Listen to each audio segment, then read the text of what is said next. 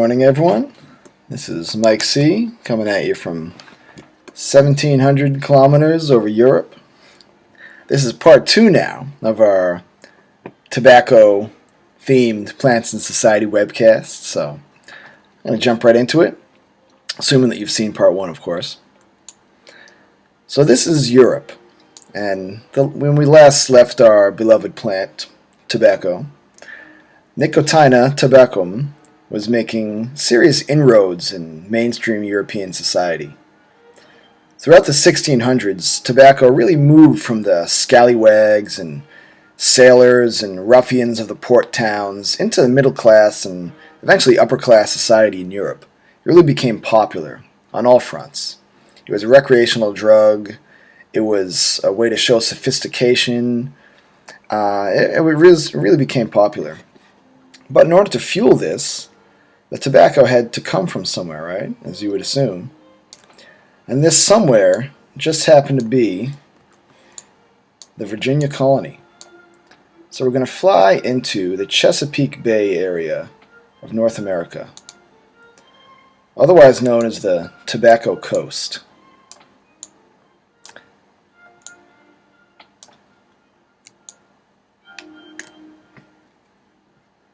Now, in the 1600s, tobacco cultivation in the Virginia colony is really associated with this one guy, and you've probably heard of this guy. Maybe you've heard of him as John Smith, the husband of Pocahontas. The real guy was named John Rolfe. He was husband to Pocahontas, though, so don't worry. And he was credited as being the first one to really grow this Caribbean strain of tobacco in the Virginia colony. Now, this was a more desirable strain of the plant, and it was quickly taken up by Northern European markets.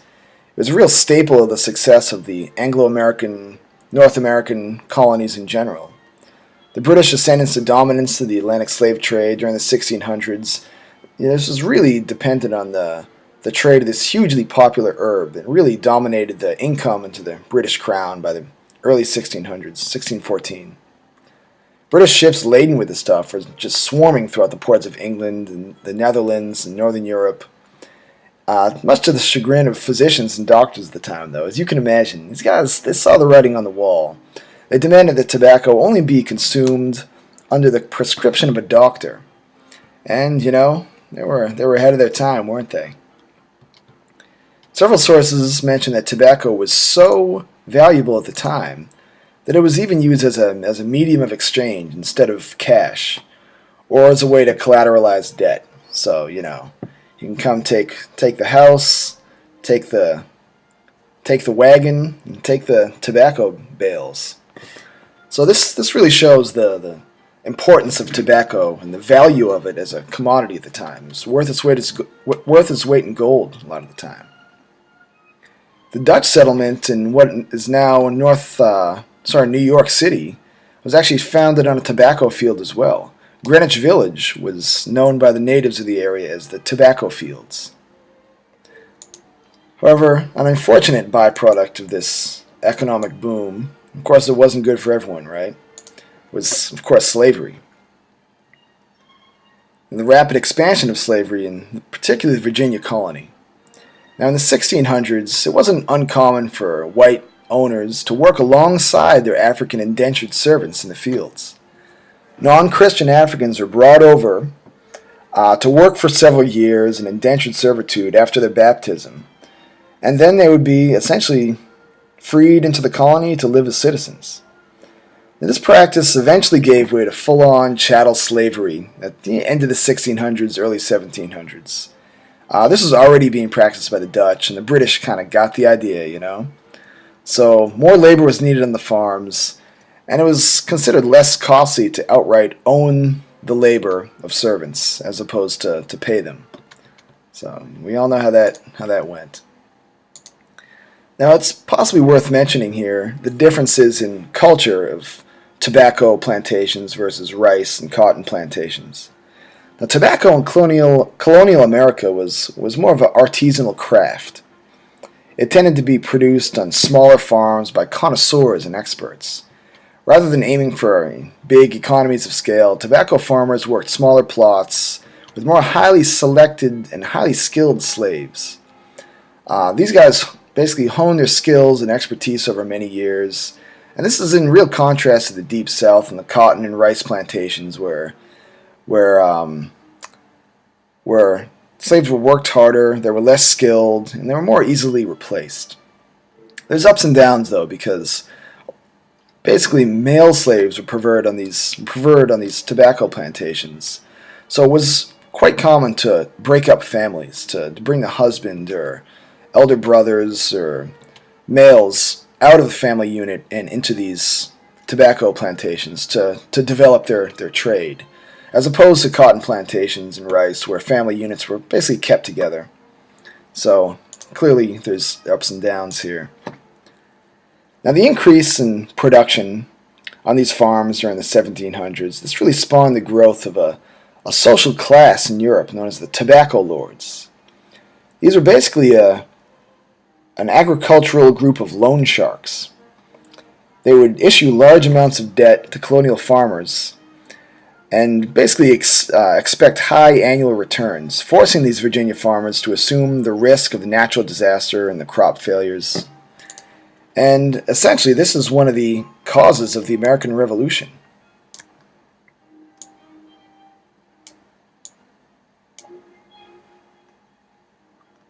Take a look at the Chesapeake area here. Now in the 1750s, there was a real sudden and precipitous drop in the price of tobacco globally. This threatened the solvency of these high-status Virginia planters such as Thomas Jefferson, George Washington. You probably heard of some of these guys. Now, along with tea and along with molasses, tobacco became one of the key commodities that instigated this American Revolution.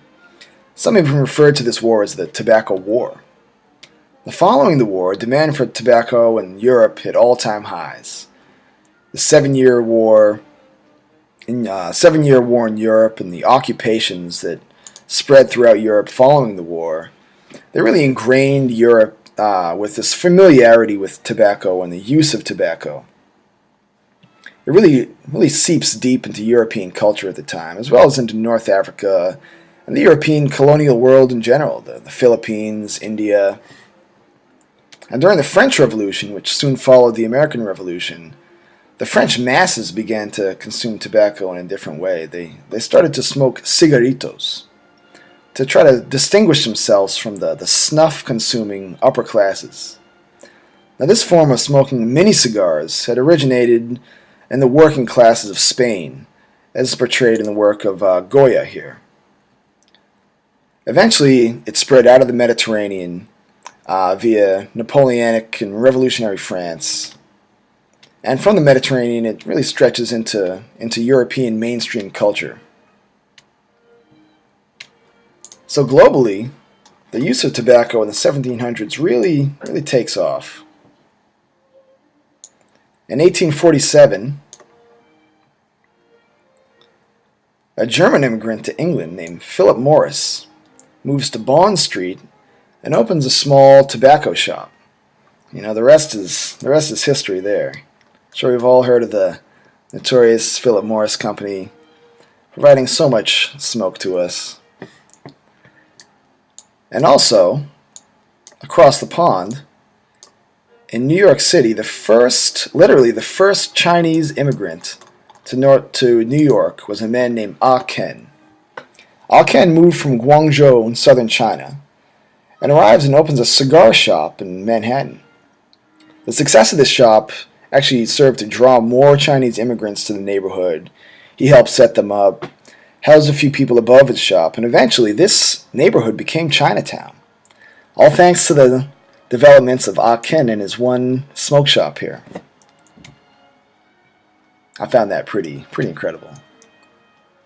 So as time goes on in the Civil War in the United States, the Civil War really commercializes tobacco in a big way.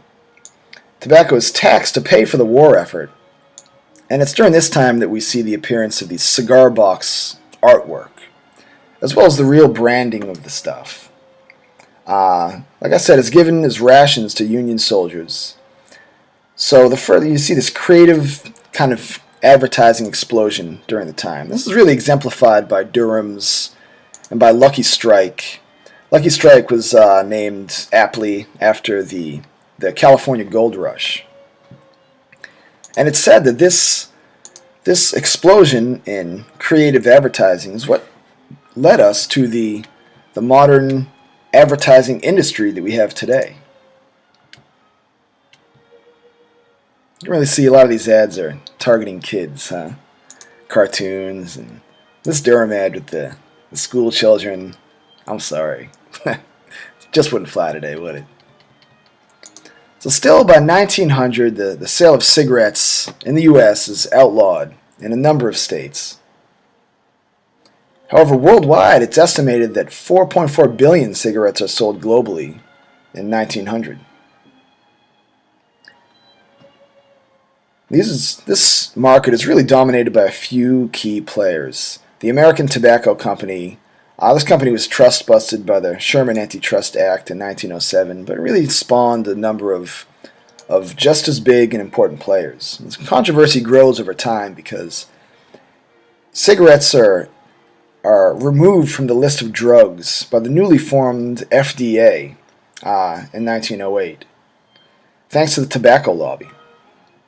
So laws are passed throughout North America banning the sale of tobacco to kids under the age of 16, and the temperance movement really turns up the heat on smokers.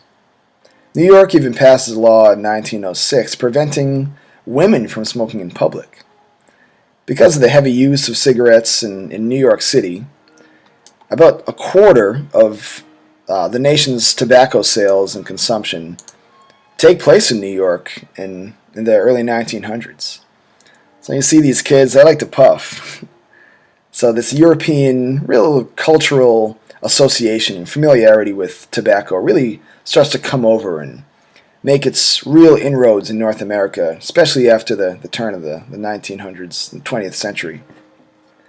Then World War I comes along. World War I sees the rationing of cigarettes to soldiers. This really boosts the Camel brand in the war to end all wars, as they say.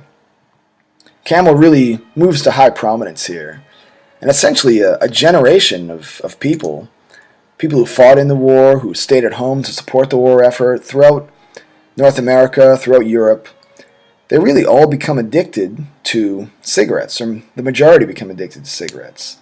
An American general is even quoted to have said, and I quote, "You ask me what we need to win this war, I answer tobacco as much as bullets."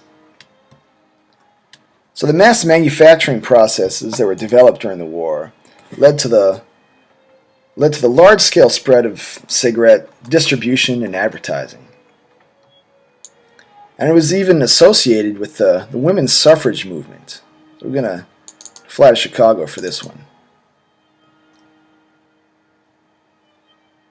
Cigarette companies branded their product as torches of freedom to inspire women to shake off the shackles of the masculine patriarchy and smoke as a symbol of their liberation during the 1920s. Smoking was considered before this time to be a masculine habit, and it was essentially discouraged for women to smoke, as we could see that by this New York law.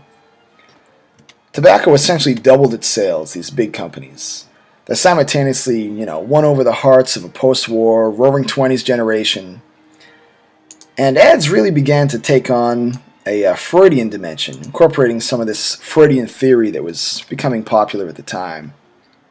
The use of pin-up girls in ads and provocative imagery, they drew in buyers of both sexes. And thus tobacco spearheaded the age of modern advertising. But hey, sometimes a cigar is just a cigar. So it's here at the 14.5-minute mark. This one went a little longer than I was aiming for. A lot of fun stuff to talk about, right? So I'm going to call it quits here on this part 2 of our tobacco series. And I hope you stay tuned for part 3, because we're going to journey east to India and China. So this is Mike C., flying above Chicago, and signing out. Hope to see you soon.